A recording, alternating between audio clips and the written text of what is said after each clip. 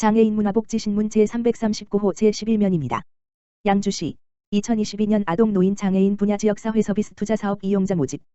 양주시장 권한대행 김종석는 오는 13일부터 24일까지 아동노인 장애인 분야의 지역사회 서비스 투자사업 하반기 이용자 203명을 모집한다. 지역사회 서비스 투자사업은 지역 특성과 주민 수요에 맞는 서비스를 발굴하고 이용자에게 이용권, 바우처를 지급해 대상자가 원하는 서비스와 제공기관을 선택하는 수요자 중심의 사업이다. 시는 우리 아이 심리지원 서비스, 아동정서 발달 서비스 등 아동 대상 2개 사업, 시각장애인 안마 서비스, 노인 맞춤형 정서 지원 서비스 등 노인 대상 2개 사업, 장애인 보조기기 렌탈 서비스, 장애인 대상 1개 사업 등 총 5개 사업을 실시할 예정이다.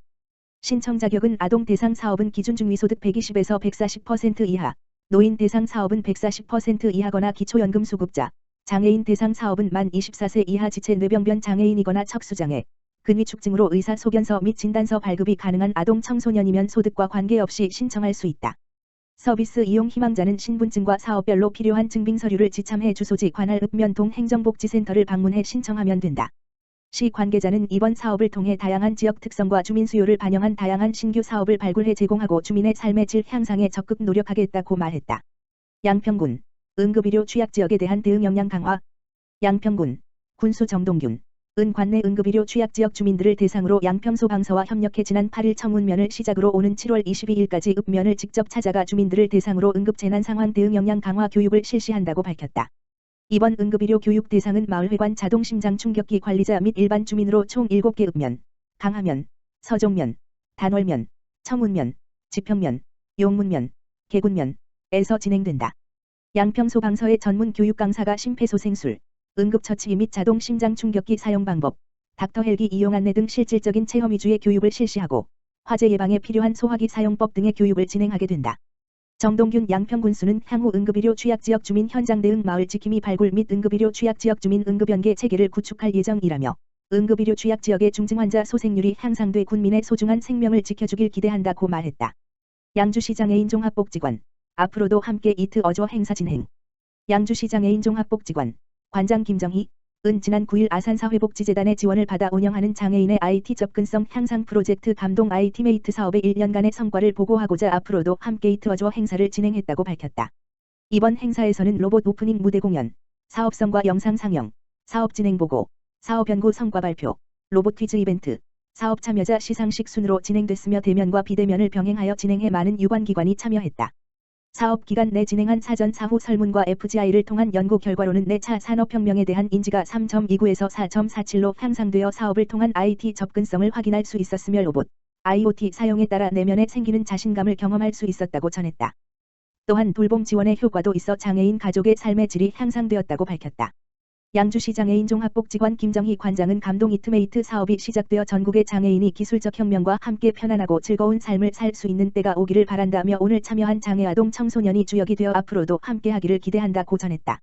한편 양주시 장애인 종합복지관은 감동 이트메이트 사업을 비롯해 비아어, 무인 키오스크 체험, 드론 교육, 3D 펜아트 등 다양한 IT 사업을 진행함으로써 내차 산업융합복지의 선도적인 역할을 하고 있으며 사회 의료 교육 직업 등 다양한 장애인 복지 사업을 진행하고 있는 양주시 유일의 장애인 복지관이다.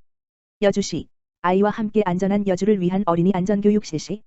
여주시는 각종 재난사고 및 위급 상황에 취약할 수 있는 안전취약계층을 대상으로 찾아가는 취약계층 안전교육을 실시해 안전사고 사전 예방에 나선다고 밝혔다.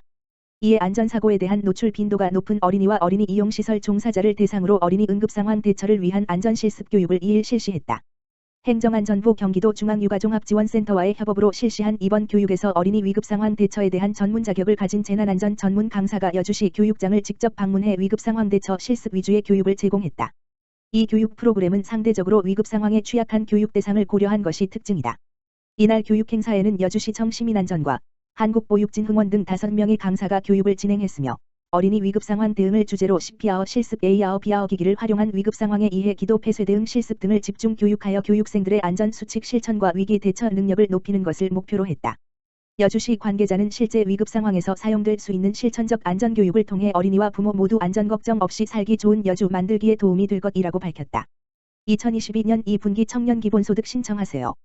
여주시는 청년들의 복지 향상과 안정적 생활 기반을 조성하기 위한 2022년 2분기 청년 기본소득 신청 접수를 7월 1일까지 진행한다고 밝혔다.